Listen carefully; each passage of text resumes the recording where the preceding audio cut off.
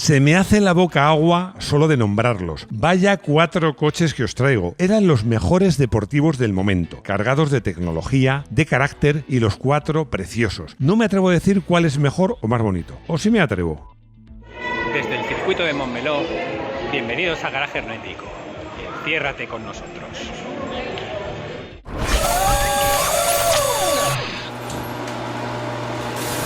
La expresión deportivos del momento que he usado en la entradilla no es casual, y es que he encontrado una revista que hice una prueba y en portada utilizamos esta misma expresión, los deportivos del momento. Ojo, la comparativa era solo del NSX, de Honda NSX, del Mazda RX-7 y del Porsche 968, pero también aparecía la primera, una toma de contacto, no, una prueba del Mitsubishi 3000 GT, pero bueno, es que en España ese coche llegó un poquito más tarde. No estaba en la comparativa, pero todos, como veréis, estaban en la misma revista.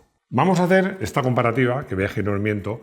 La vamos a hacer, como son 4 coches además, de un modo un poco diferente. ¿Por qué? Porque vamos a dividirla en apartados. Vamos a hacer 3 apartados, que es mecánica, comportamiento y, por otro lado, carrocería. Estoy convencido de que os va a encantar esta comparativa vintage. Como todas las comparativas vintage que estamos haciendo últimamente, las hacemos gracias al patrocinio de Car Vertical. Decía a mi mujer que me repito mucho, y a lo mejor tenía razón la pobre, porque os voy a decir lo mismo. Es que no me parece una herramienta aconsejable, me parece una herramienta casi imprescindible, pues para, si vas a comprar un coche de segunda mano, enterarte de cosas de ese coche que te puede interesar. Y como hacemos siempre, vamos a hacer una prueba en vivo y en directo, con un coche además que aparece en esta comparativa. Como siempre, ya sabéis que hacemos una demostración en tiempo real.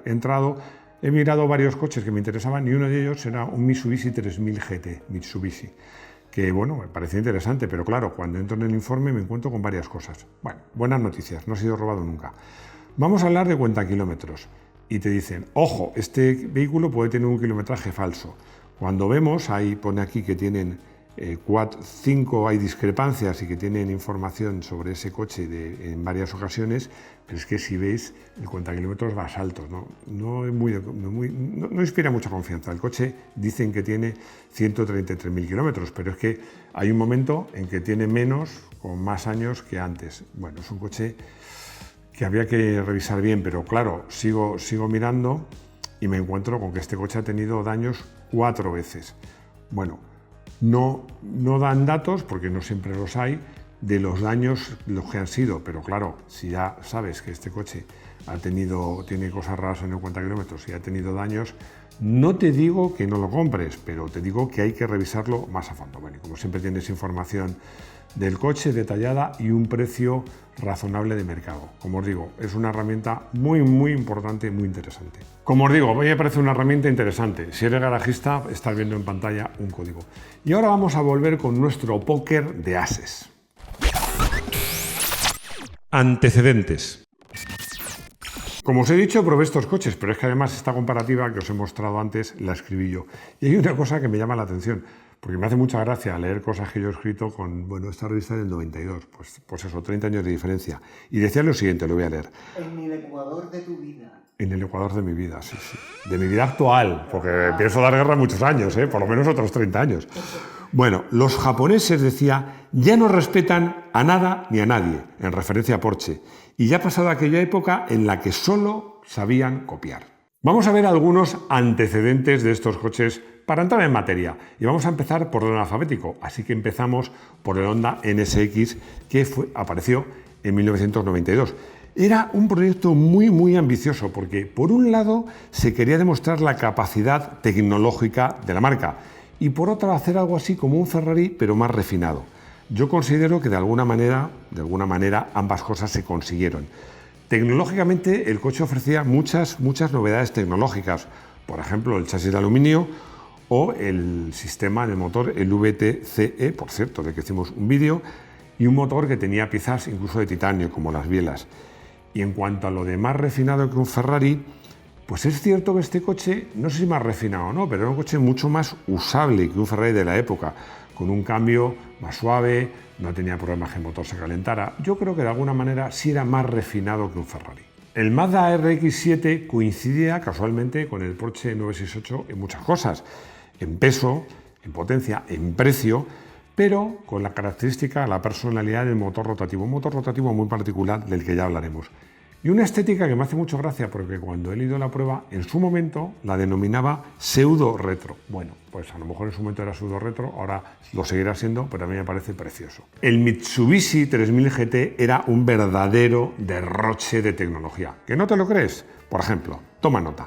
Tracción y dirección a las 4 ruedas, suspensión pilotada, aerodinámica variable, motor V6 de 24 válvulas y doble turbo. Como os digo, un derroche tecnológico. El caso de Porsche es muy particular y me permitís que haga un poco de historia porque Porsche desarrolló un coupé para Volkswagen y bueno, en el último momento Volkswagen se echó para atrás y Porsche pensó, pero si hemos diseñado un coupé que mola un montón, ¿no? Pues con lo bien que nos ha salido, pues le recompramos el proyecto a Volkswagen y lo lanzamos nosotros y así nació en 1924. La verdad es que era poco coche y poco motor para Porsche, así que rápidamente lo evolucionaron al Porsche 944 y alcanzó su madurez con el 968. Un coche excepcional y que lo conozco muy bien, porque lo he probado mucho e incluso corrí con uno de ellos durante 3 años. Bueno, el Porsche 968 es que, insisto, incluso aún hoy está poco valorado. Los más puristas nunca le han perdonado que tenga un motor delantero y que además tenga solo 4 cilindros por más que sea un motor de 3 litros. Mecánica. El menos potente de este grupo es precisamente el Porsche 968, que tenía un motor, como os he dicho, de 4 cilindros, 3 litros, muy refinado porque tenía el borde equilibrado, era muy suave y entregaba 240 caballos a 6.200 revoluciones. Os recuerdo que en este coche, este motorazo iba adelante, un tubo hueco rígido lo unía con el cambio que iba detrás, el sistema Transaxle del que además ya hemos hecho vídeo. El Mazda le superaba en potencia al Porsche, por 1 caballo, y es que este motor era un motor, como os he dicho, rotativo, de doble rotor, que la cilindrada real era 1.308 centímetros cúbicos. Ya sabéis que para poder compararlo con motores normales se suele multiplicar por 2.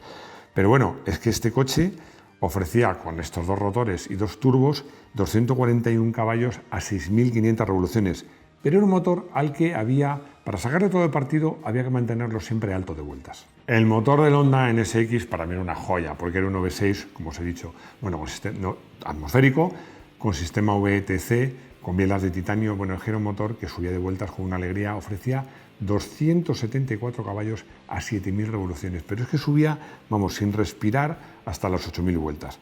Tenía muy buenos bajos además y una suavidad, pues al nivel por lo menos del Porsche 968.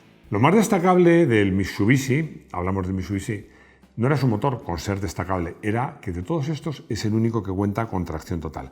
Pero el motor, un V6 biturbo, conseguía 280 caballos a 6.000 revoluciones, aunque no llegaba a ser tan fino como el de Honda y el de Porsche. Como me pedís que siempre me moje y lo hago, pues si tengo que hacer una clasificación pondría el mejor el Honda, a continuación el Porsche, el tercero el Mitsubishi y el cuarto el Mazda. Eso sí, todos muy juntitos. Y os digo una cosa, el Mazda tiene un plus, que es el sonido, que habrá quien le guste, habrá quien no, que más diría que es un aullido, que pues a mí particularmente me gusta. Comportamiento. En todos estos coches el comportamiento, la estabilidad y la frenada eran impresionantes. Os voy a dar un dato curioso, que es el peso, porque vamos a ver, el más ligero, que era el Mazda, pesaba 1.310 kilos, que era 60 kilos menos que el Honda y el Porsche, que pesaban los dos 1.370 kilos. Claro, aquí, ¿cuál se alejaba? Lógicamente el de tracción total. El Mitsubishi, que además es un poco más grande, se iba a 1.740 kilos. Para mí, el peor pecado de este coche. Por comportamiento, para mí, uno destacaba por encima de todos, y seguro que imagináis cuál, el Honda NSX. No solo es el único que lleva motor central, transversal, es que la puesta a punto del bastidor y suspensiones de este coche, ya lo sabéis, la hizo o participó nada menos que Ayrton Senna da Silva. Y para mí tiene mucho que ver en que sea absolutamente extraordinaria. Su dirección era la más directa de todos, su volante el más pequeño de todos, y también contribuían a que las sensaciones al volante fueran casi las de un coche de competición muy civilizado. Gracias al citado sistema Transaxle con motor delantero y cambio trasero, pues el Porsche 968 tenía un reparto de pesos muy bueno, casi el 50%. Y esto hacía que fuera un coche muy noble. Yo creo que de todos, Yo os diría, bueno, Mitsubishi es tracción total, pero de los de propulsión trasera probablemente sería el coche más noble y, entre comillas, más fácil o menos difícil de conducir de todos. Pondría el Mazda un poquito por detrás. Y ojo, fijaos, no por el bastidor, las suspensiones o los frenos, no. Es que el tener un motor que te obliga a llevar siempre, a ir muy alto de vueltas, pues complica un poco también el paso por curva, tiene que ir atento a las marchas. Yo creo que le pone un poco por detrás del 968, no tanto por el bastidor en sí, sino por la comunión entre ese bastidor y ese motor. Si el firme es deslizante, bueno, todo lo tenemos claro, el Mitsubishi era el campeón, porque tenía tracción total. Pero en seco pasa factura a su peso que hace que sea un coche menos ágil, con un tacto menos deportivo, un poco más torpe. Y es que yo creo que Mitsubishi con este coche pues intentó más hacer un GT de alto nivel, de altas prestaciones, que un verdadero deportivo, aunque por calidad, por comportamiento, puede competir con los demás deportivos y yo creo que raya a un nivel altísimo. Carrocería. En este apartado voy a referirme a la calidad de acabado y de ajustes en general. Si soy honesto, y además me he vuelto a leer la prueba, en su momento no encontré grandes diferencias entre estos coches. Eran coches todos muy bien acabados y muy bien rematados. Pero ojo, hay que tener en cuenta una cosa, que el NSX en su momento costaba en el entorno de un 40% más que los demás. Ahora no sé si incluso costaría más. Bueno, estamos hablando que en octubre del 92 en España el precio de este coche era de 11,5 millones de pesetas, que si lo trasladamos a euros actuales sería 69.000 euros. Bueno, ¿quién lo pillase por ese precio? El resto de los coches de esta comparativa tenía precios muy similares. Lo he convertido a euros para que lo entendáis más fácilmente. El Mazda, el más barato, costaría a precio de hoy, en euros de hoy, 45.600 euros, el Porsche 51.000 y el Mitsubishi, a pesar de que su tracción total estaría justo en el medio. Bueno, esto estoy hablando de coches nuevos, porque insisto, como clásicos, a día de hoy, con diferencia, el Honda sigue siendo el más caro. Entre los otros tres, según unidades puede haber diferencias, pero son coches que se cotizan mucho. El Mazda y el Mitsubishi aquí en España son coches menos habituales, el Porsche 968 es un coche más habitual, pero es un Porsche. Si tengo que dar un veredicto, una clasificación en este apartado, pues honestamente pondría al Porsche primero.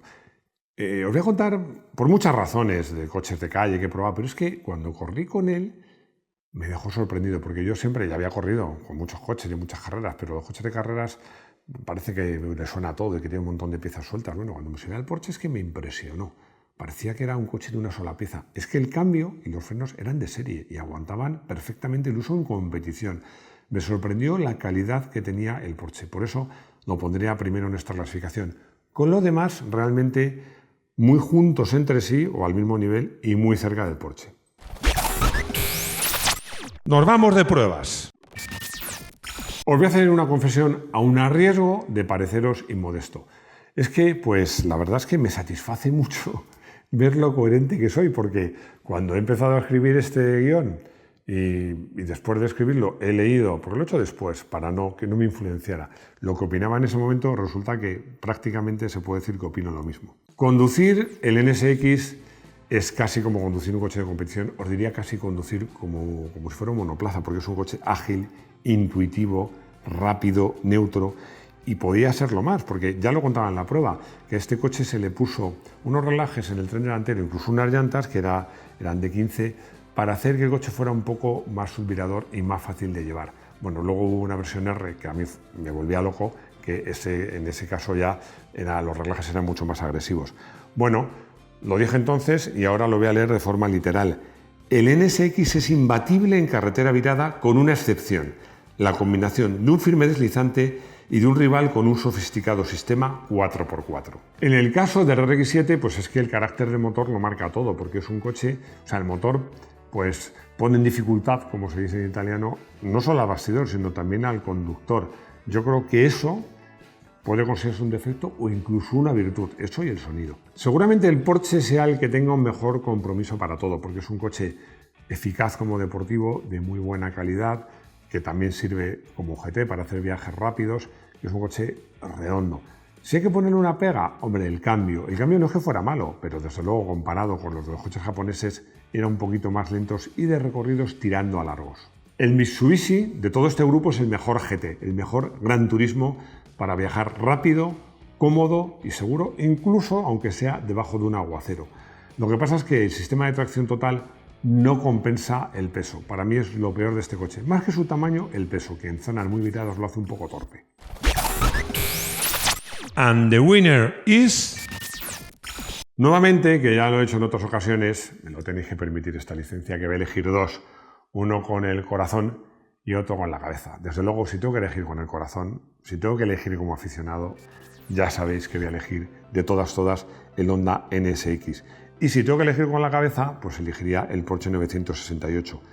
Algo curioso, porque me considero un enamorado del Mazda RX-7 y el 3000 GT es un coche impresionante. Bueno, como ya lo he dicho, lo dije en su momento, lo digo ahora, los deportivos del momento. Ninguno de los cuatro. ¿Por qué? Porque en esa misma revista donde apareció la comparativa, apareció en contacto con este pedazo de coche. Estoy hablando del Aston Martin Vantage en su primera generación. Bueno, es que Aston Martin, te pueden gustar los Ferrari, los Lamborghini, me encantan los Porsche, pero los Aston Martin tienen, lo comentábamos fuera de cámara con Rodrigo, tienen clase, tienen estilo. Este coche a mí me decía Rodrigo, es uno de los coches del día más bonito que hemos elegido. Pues es que es verdad, pero es que además de elegante, de bonito, de tener clase, es que encima tiene un motor V8 de 5,3 litros, 500 caballos y superaba los 300 kilómetros por hora. Un coche que merece la pena estar ahí, en nuestro garaje hermético. Pablo me hace una pregunta muy fácil, porque me dice si es posible encontrar recambios de un Porsche 968 Cabrio. Vamos a ver, la respuesta es muy clara. La ventaja de Porsche es que puedes encontrar recambios de todos los coches que ha fabricado a lo largo de su historia. Y algunos me diréis, no, pero son caros. Perdonad, a ver, son caros, es verdad. Lo más caro en un clásico es el recambio que no existe y que no encuentras. Ambrosio me pregunta si el Mazda RX-8 es un buen clásico. La respuesta es que lo será, porque no es un clásico, porque este coche apareció en 2002 y si no cambia nada, será clásico en 2032. Sí, será un buen clásico, a mi modo de ver sí, pero ojo, es un coche delicado. Si tienes que hacer algo en el motor, más vale que te pongas en manos de verdaderos especialistas. Ya hemos llegado al final del vídeo. Confieso que todas las comparativas vintage me gustan. A lo mejor, antes de que se meta Rodrigo conmigo, es que me hace sentir joven otra vez. Puede ser, pero es que la de hoy, estaréis conmigo, es que es excepcional. Es que el peor para mí. Son 4 coches excepcionales. Todavía hoy lo siguen siendo. Bueno, espero que os haya gustado. Si os ha gustado, me lo contáis. Si no, también. Y nada, como siempre, doy las gracias por seguirnos, por vuestros comentarios, por vuestros likes, por suscribiros. Y lo de siempre, pediros y esperar veros de nuevo en nuestro garaje hermético. ¡Hasta pronto!